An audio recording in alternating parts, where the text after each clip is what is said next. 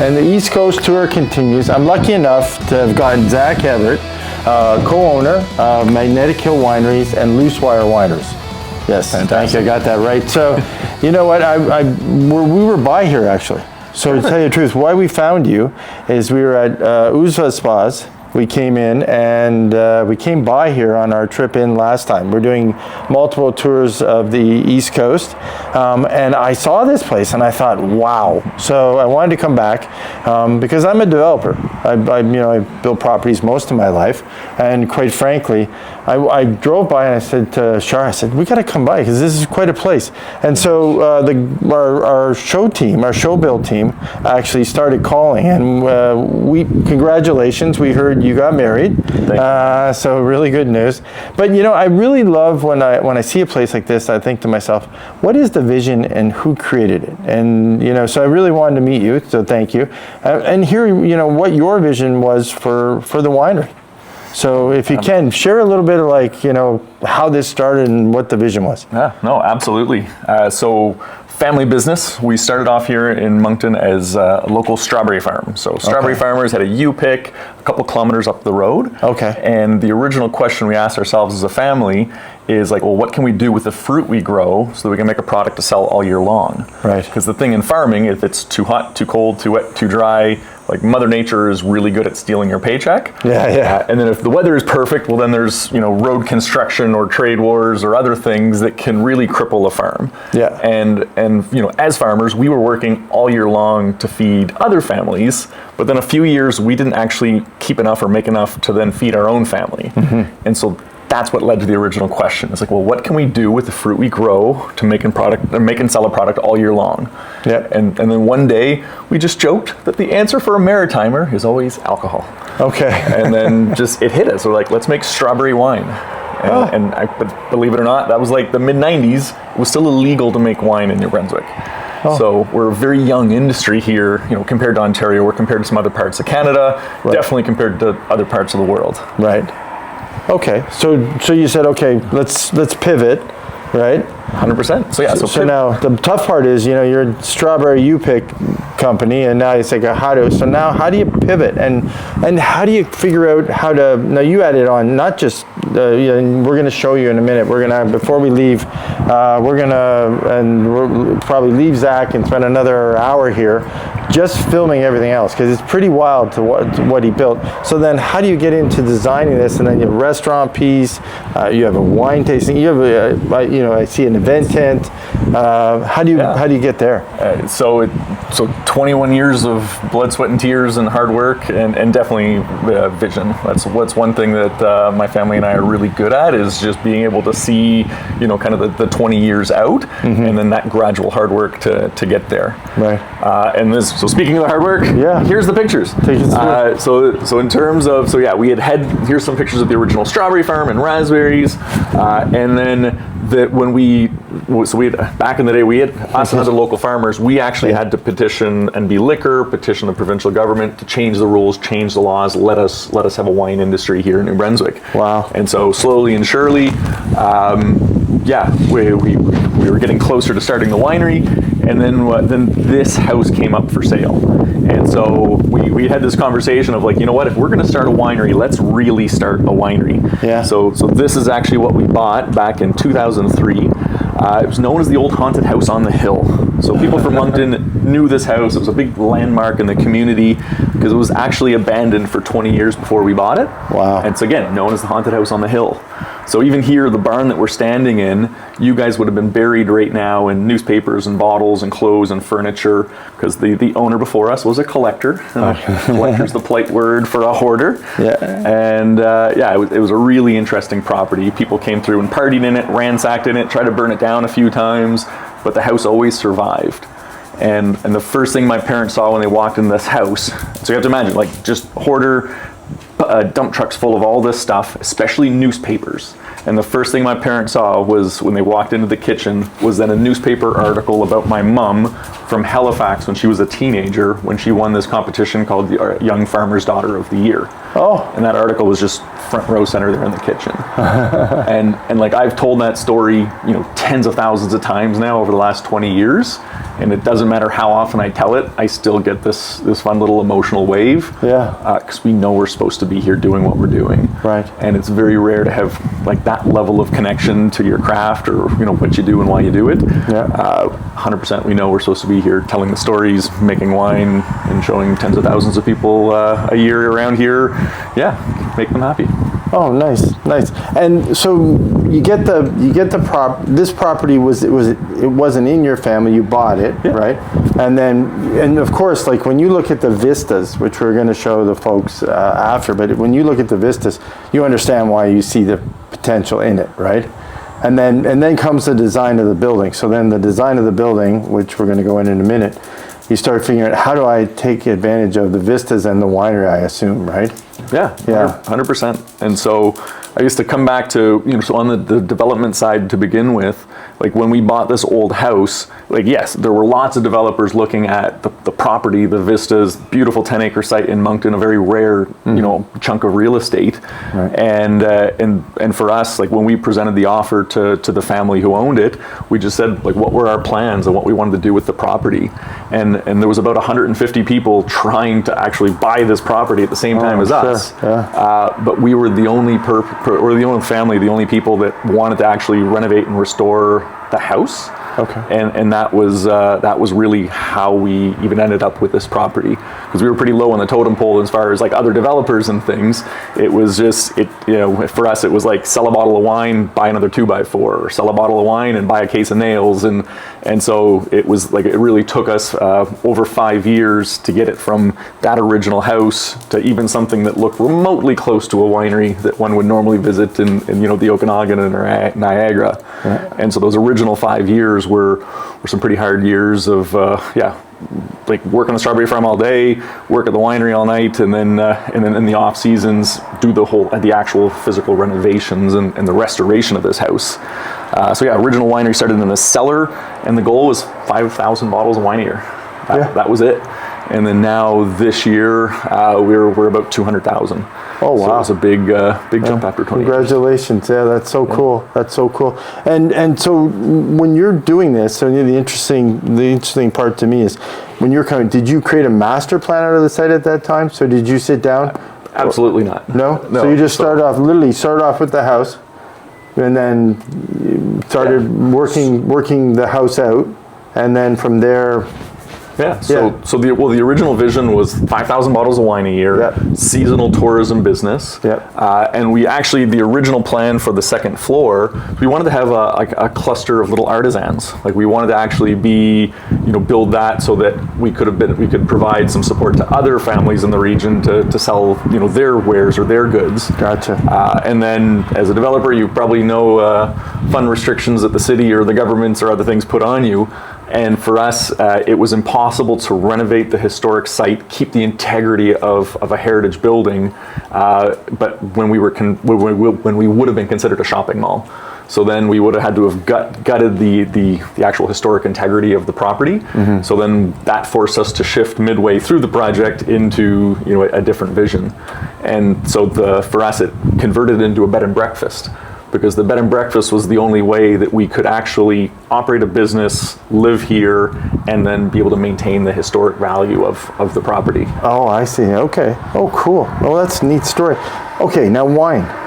Help me out here, because now I'm making the shift, and I'm just asking because I don't know, right? So, and I'm sure, real expertise, right? So you have been farming, you have the strawberries.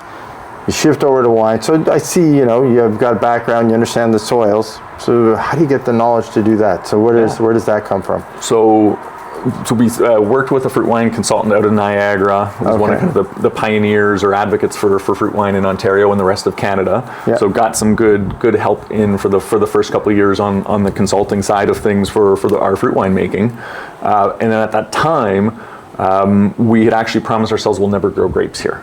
Okay. And so for us, it was, when I say 5,000 bottles, it was strawberry, blueberry, raspberry, rhubarb, really value adding all of the traditional fruits and flavors of this region. Right. Because in an 1867 house, like this is what people would have been drinking in the 1860s here, because they tried to bring grapes over from Europe. They all died, and they still needed to drink something. So they did. They fermented apples and choke cherries and cranberries, and everybody's heard of this crazy thing called dandelion wine. Well, that's what, so we continued the traditions of the region. My dad's Italian. Fantastic. So I know. Perfect. And so we continue those traditions of the region, but now we had modern science, modern technology, equipment to make modern balanced wines, but still very much kind of really in homage to the history of the region. And at that time, it promised ourselves we'll never grow grapes, because it was a very tricky thing to think about 20 some years ago here. It wasn't necessarily anybody's fault, but the grapes originally either didn't survive the winters, or those varieties didn't make good wine, or then the varieties didn't make enough wine per acre that you could pay the bills. So, I mean, you said Italian descent, so did you have any vineyards in the family back in Italy? No. But making our own wine downtown when we got there was an annual event for us. We go buy the grapes, crush the grapes, and we'd all get together. Bottling everything. That was just my childhood. So with red wine, right? Love it. So we didn't necessarily. I wasn't raised with that, unfortunately. I had to go figure out how to develop that. And so we developed it originally like some of those carboys in the basement of all of our different fruits. And then I started studying university, because farming families always tell your kids, go get a good government job, go get a good paid job, something, don't become a farmer. That is 9 times out of 10 what parents tell you. And a lot of times that's the way you start off, and then eventually you do get kind of pulled back into the life. And so I realized pretty quickly in university I didn't want to be an engineer. I didn't want to sit behind a desk and a computer for my whole life. So went traveling and was trying to explore really like what brings me joy, what do I want to do for the rest of my life. And started hitchhiking around Europe, hitchhiked with a German grape grower during their harvest. Nice. They invited me to pick grapes with them. And I took them up on the offer. And it was a free place to stay, free food. I was assuming they were going to give me some free wine in that whole deal too. So had a great time. And I forget exactly if it was 30 minutes or 3 hours, but it definitely was the first morning of picking grapes. Promised myself that's what I wanted to do for the rest of my life. Nice. And so fell in love with viticulture and the history, and because these were 100-year-old vineyards in a medieval community in southern Germany, and I absolutely fell in love. And so came home and then had to have a fun conversation with my parents. Because at that point it was like, hey, I know we said we'll never grow grapes, but let's just try some. And so tried to grow some, and so I can walk you through the original vineyard over there right after, but it was a tiny little parcel to just ask the question or answer the question is can we get grapes to survive here? Can they make good wine? And then can they make enough wine per acre that we can pay the bills and keep going? And then more and more the varieties that we championed, we planted out the rest of this site in those varieties, and then other local farmers started to pick them up. And it was just kind of one of those right place, right time things, because the varieties that we planted were some of the first in Canada to plant. And they're brand new varieties out of Wisconsin or Minnesota. So these are things that 20, 30 years ago didn't even exist. So, and the weather, so the weather match is comparable. That's how it worked, right? I assume. And so that's the thing is our winters here, like you guys in August are visiting us at our perfect time. Come back in January or February, little harsher of a climate. I've been here. Perfect. So minus 20, minus 30 about every 10 years we'll have a minus 30. And I have zero intention of burying the vines like they do in Quebec or Prince Edward County, putting geotextiles over them. I have a pretty well, for my view of sustainability, I don't want to compromise. And so for me, it's just a vine has got to naturally survive and thrive without a lot of intervention. And so for us, it's just really making sure those varieties, that they'll survive that minus 30. And so now it's then to figure out how to make the best wine possible out of those new varieties. Cool. So you traveled quite a bit. So you learned the craft, kind of the winemaking craft in Germany from them, and saw it happening, and then all over the world just to find different strands, different genetic compositions of grapes. So it was more so the methodologies, the winemaking know-how. learn that around the world. Yeah. A lot of then the vision of like how to make wine, how to sell wine, the branding, the marketing around it, the tasting room experiences. Like I've really forced myself into that environment of making sure I've visited over 600 wineries in 30 some countries. Because when you're not from a region that has that like just ingrained in the region or ingrained in your DNA, you've got to make sure you're taking all the best practices from around the world. Yeah. And it's not necessarily trying to recreate the wheel. It's then taking kind of like what's worked around the world, then opening that up to what are our limitations or restrictions or our benefits from here, and then just tying that all together, and then as fast as we can. Yeah, and all well, your family kind of being the part of the trendsetters to actually get the government to get their head around it. Yeah, absolutely. At the time, right. And now, so what markets are you selling in now? So you take me through like all of Canada right now? Right across? It's a very tough market to crack, or not to crack around Canada. We are very fortunate, as young as we are and as new as we are in wine, well, we do sell it in multiple provinces already. So a little bit in LCBO, a little bit in Prince Edward or like PEI, a little bit in Nova Scotia, and then now really over the next kind of 5 years, getting a little more solid foothold in every province. Oh, good for you. Good for you, and you're great bottle count. So now the development of the property. So as you're doing it, you mentioned that's the vineyard. The first vineyard, the planting was there, and then you wrap around, and then I guess the building is developing at the same time, right? As you're growing, as you're getting the number of bottles up, and you're growing it, you're piece by piece, you're adding on layers, right?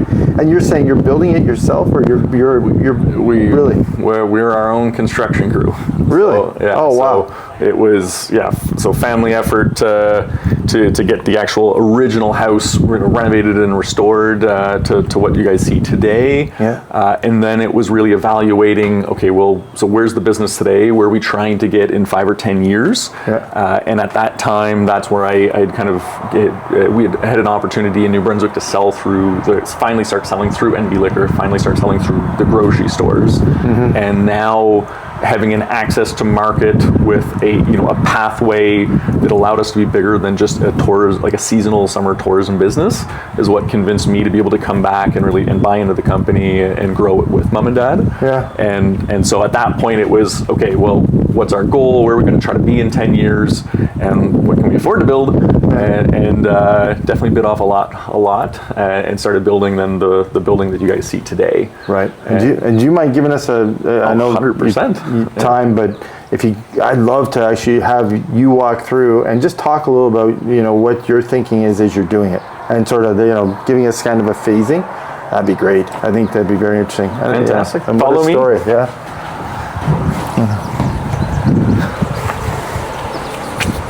So this is where behind the scenes of where the magic happens. Yeah. Wow. So this is a little bigger than the bathtub in Toronto for the winemaking back in the day. Yeah, well, you're running 13 big vats, right? Really, and then plus the smaller ones. That's amazing. Yeah. And so here in the meantime, that's a big operation. We put through almost 200 tons of local grapes last year. Yeah. And so that was when I say bursting at the seams, like it's a fun logistics to make that much wine in this room. Yeah. And then in a combination of so those 200 tons, we did it in 100 individual batches. Oh. So which is crazy. Yeah. And the reason for that is because we're the ones really writing the book on not just this region and the terroir and like what does a grape taste like if it comes from New Brunswick. Yeah. It's like, well, what does Marquette taste like? What does Osceola taste like? Like there's a brand new grape that we love that's called Saint Pepin. Like what is Saint Pepin supposed to taste like? Yeah. Like we don't have the benefit of hundreds of years of experience with those varieties like Europe or like the growers of the traditional grapes have. We're starting from scratch. Yeah. And so the way I like to look at that is a couple years ago I figured out I had the same birthday as Riesling. So March 13th, International Riesling Day, also happens to be my birthday, and just listen to a podcast. And so that podcast that day, there was a Canadian sommelier who interviewed 4 German families, but he introduced them that those 4 families had a combined 2,000 years of experience. growing Riesling. And that sentence changed my life. Because if it's 4 families that have 2,000 years of experience, you start kind of doing the back of the napkin math. Well, there's tens of thousands of families growing hundreds of thousands of acres, making hundreds of millions of bottles a year. They've been doing it for 800 years. Yeah. There's some collective wisdom around what to do and how to grow and what Riesling tastes like. Yeah. Whereas with us, like we're one of the first people to plant the varieties that we plant. So we're literally a handful of producers on a handful of acres, making a handful of bottles for a handful of years.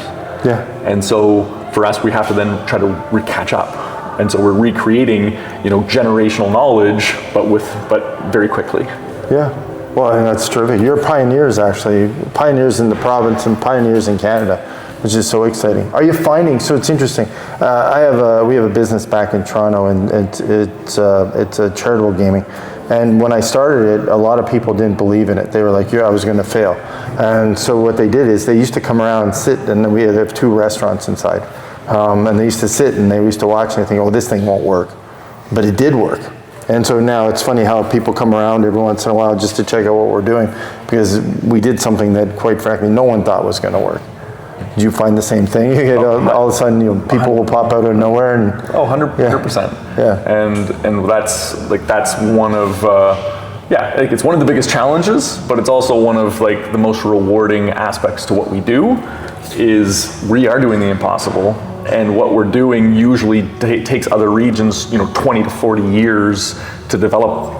So a wine region, usually from the time you start to the time that locals really buy in to understand you make good wine or you've got a future in that region, it usually is a 20 to 40 year development. For sure. And that's regardless whether it was Napa or Niagara or the Okanagan or closer to home here, the Annapolis Valley. Yeah. Each of those regions took 20 to 40 years. Yeah. And my internal clock, my first time that I believed in our local wine was 2020. Yeah. So handful of years. Yeah. And so, for us, the biggest change that I've now just made myself is that I've allowed myself to follow a little bit of the same path of what those other regions took, understanding it was going to be 20 to 40 years, and the world is a different place today. The world that we're consuming information so much faster. The tool, even a visit like this wasn't possible 20 some years ago. Yeah. And so I've kind of just took my foot off the gas a little bit, knowing that just being a little too passive, understanding it's we're going to get there 20 years from now. I can't kill myself working today because it is going, no matter what I do, will take 20 to 40 years. And I have just kind of recently changed that internal belief that we're on a path to do this, at least twice as fast as any other region, because the world is a different place today, than it was 20 to 40 years ago. No, that's great thinking for sure. Yeah. Fingers crossed. I'm rooting for you. Thank you. Do you want to show us the front? 100%. Yeah. All right, so let's go inside, and you tell me what's going on in here, Zach. Amazing. Well, this is our boutique, or our store, or tasting room. Okay. And so this is where we get to. Oh, wow. This is really nice. Yeah. Introduce everybody to our New Brunswick wine, and our story, and our vision, and what we're up to as a family. That's great. So over there, they're actually putting all the tasters out of the different wines. So you can come in and do your own tasting. Oh, that's so cool. Yeah, exactly. So for us, just really doing the tasting experience. So because we have 40 wines, right? So it's 40. Oh wow! So we're trying to be we can't just have a standard typical flight of here's our three wines or our 6 wines. Yeah. We put together a menu where people can a la carte just choose. Oh, this one looks interesting. That one looks interesting. Really kind of just curate a personal experience for every guest. Right. And over here you can actually pull up a box and actually pick your wines out to take home. Well, that's technically what we are at our core is a winery has got to sell a bottle of wine. Yeah. And for us, we love when guests come in, do the curated tasting, fall in love with a bunch of wine, and hopefully bring a bottle or 2 or a case or 2 home. And you have the world's shortest covered bridge, I see. And where does that lead you to? Well, it's a fun. So that's just a fun little play on another quintessential New Brunswick experience. If you guys haven't been to the world's longest covered bridge in Heartland. Yes. You got to put that on your list. It's just such a beautiful bridge, and that's where my dad is from, that region. Oh, okay. And so just another fun little design aspect. Yeah, just second floor, lots of other tasting tables and experience there.